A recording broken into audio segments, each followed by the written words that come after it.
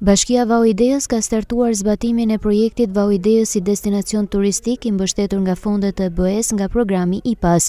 Sipas koordinatores Çuka Babani, falë kësaj mbështetje është përmirësuar imazhi turistik në zonë. Ky projekt ka patur një impakt shumë pozitiv sa i takon zhvillimit të zonës Vauideës me potencial zhvillimin e turizmit atraktiv.